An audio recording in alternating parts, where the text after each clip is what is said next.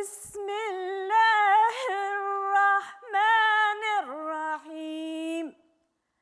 Bismillahirrahmanirrahim. Bismillahirrahmanirrahim. In the name of God, in the name of God, in the name of God, the ever compassionate, the most compassionate, in the name of God, ever compassionate, most compassionate. Muslims begin every act we do, whether we breathe, whether we wake up, before we eat, before we give a talk, before we read the sacred text, before we walk to school, before we drive our cars.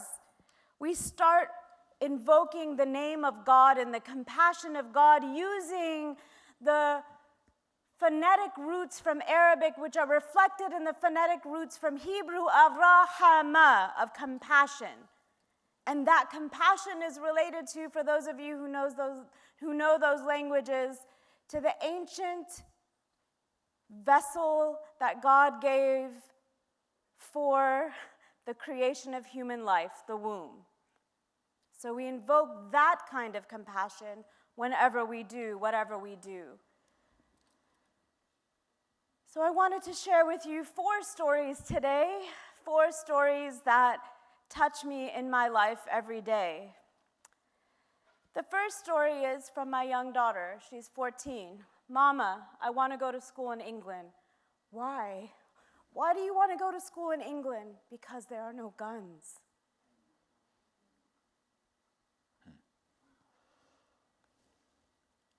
You want to go to school to England because there are no guns? Yes, Mama. Because every day when we go to school, we don't know what will happen. That's the first story. The second story comes from my university. Augsburg University is one of the most diverse in Minnesota. And it comes from our Interfaith scholars class, where we asked students to bring a sacred object to class. So I sat with them last week. 3 of the young Muslim students, leaders of their Muslim Students Association, pulled out their phones and talked about their favorite app to read the Quran with. And I thought, wow, we as scholars of religion are missing that. Some people are talking to God through their devices. It's not the notion that it's taking away from God. What if our devices, in fact, bring us closer? Is that something that we see and we talk about when we speak about how religion exists amongst different generations? So let me tell you another story, and this starts with a knock on the door. During the last administration, young people, particularly in the city of Los Angeles from where I come, activists who were working on issues of migration were targeted. We had vigils when people were deported, because as I talk about in my work, deportation is like a death for the family.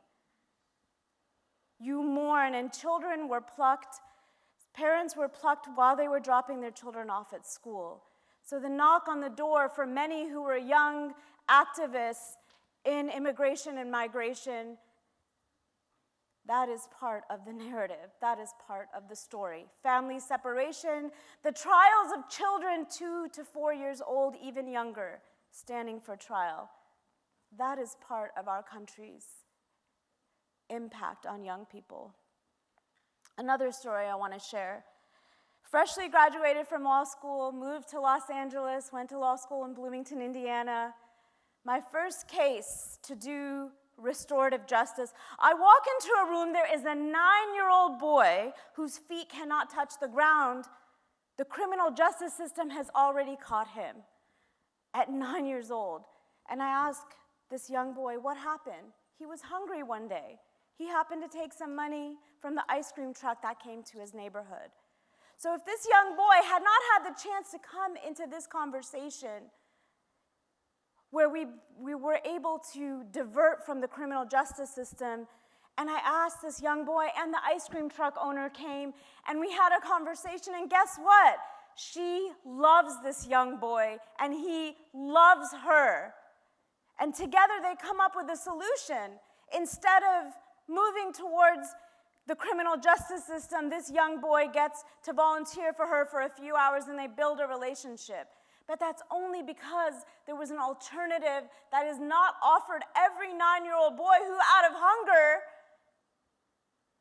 has to take care of himself. That's the story of young people. It's not frivolity. It's not separation from what is holy and sacred. It is the reality that we live with a criminal justice system that incarcerates young people for so many different reasons, or honestly for no reason at all. And so I think about this when I travel around the world and I talk about what we do and the work that we do, and I have to tell people, when children are in jail, and I have to start sentences like that, and I have to talk about that, and I have to talk about that reality.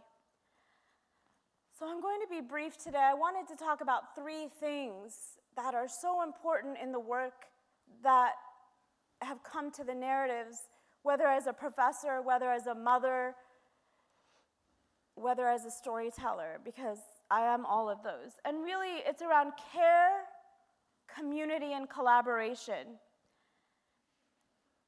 So one of the questions that we have to ask ourselves is this current generation in our future? Is this future mine? Is this future yours? Or is this future ours? Because we are banking on resources and incarceration and forms of structural violence that are creating conditions where we are leaving the world far worse for the generations that are coming after us, wherever you are in this time and space continuum. So have you appropriated your future for yourself and blotted out the future of those ahead of you? That is a question for all of us to ask. So I think about care and this idea of rahmah and what we're learning from young activists who are climate justice activists. So there is a righteous anger to extend that notion of care to living and non-living beings, whether from the Buddhist perspective of interbeing or from other perspectives where there is a sacred aspect to everything that breathes in this earth, that has a space on this earth. God tells us in the Quran, even walk gently on the earth, that we have to extend our care to the way we walk as Muslims. I can't stomp because the earth has a right over me that I be gentle on how I walk on her. So a young activist, an indigenous activist from Mexico, Mitzi Violeta, was asked, so tell us about your climate justice activism. And what did she say? She's angry at the adults, and what she says is, instead of talking about solving the climate crisis, they negotiate how to continue pollution.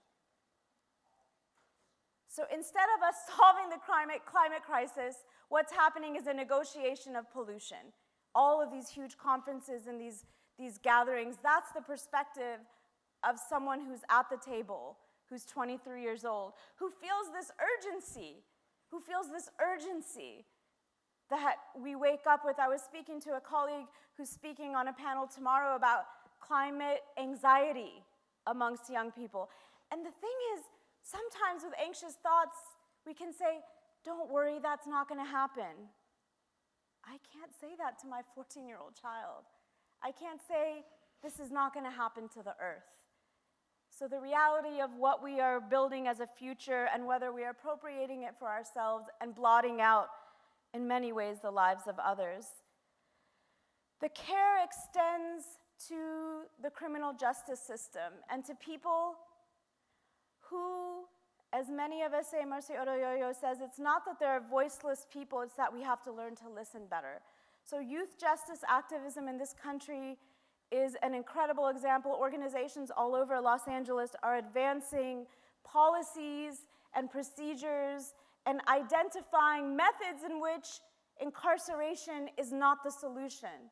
Incarceration is not the intervention. So in many ways, that form of care, thinking about interrupting structural violence with other methods of care. There are so many examples that I can give you and the work that we do around that, but I will leave that for another time. Another thing that I think is profoundly important is that this idea of community, and this idea that community must be bricks and mortars. This idea that community means a membership in a particular form of a pew-oriented offering space.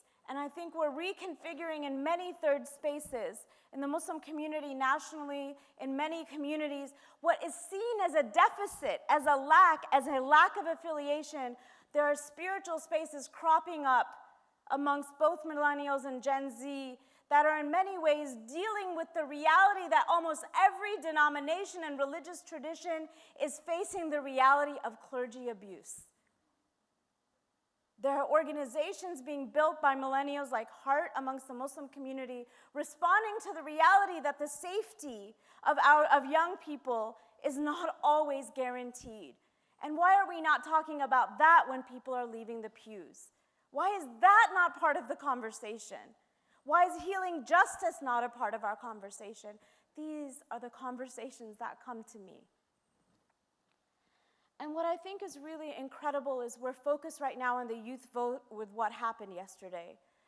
But consistently, again and again, what youth are telling us and what they're engaging in is not just the activism around elections or electionism, but we have an incredible contribution from so many young people around community organizing and organizing on issues after the ballot box, before the ballot box, and that we are building communities of care and collaboration that have yet to be recognized by many of us who study and utilize a language so that even when someone comes from a national office to encourage people on campaigns to say, in a pejorative way, get off TikTok, get off of those platforms. And what I wanted to remind all of us is we need to start to begin to see the sacred and the incredible activism and the challenge to religion, maybe even itself, that is coming down the line. And maybe that challenge is welcome because there must be new ways to build the sacred on this planet together. Thank you so much.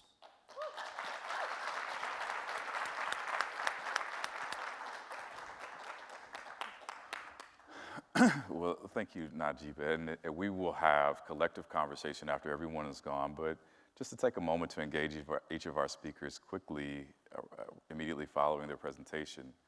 You raised this question, is this current generation in our future? Which I think is an interesting and provocative question. I'm a reader of and viewer of Afrofuturism and Afrofuturist texts, right?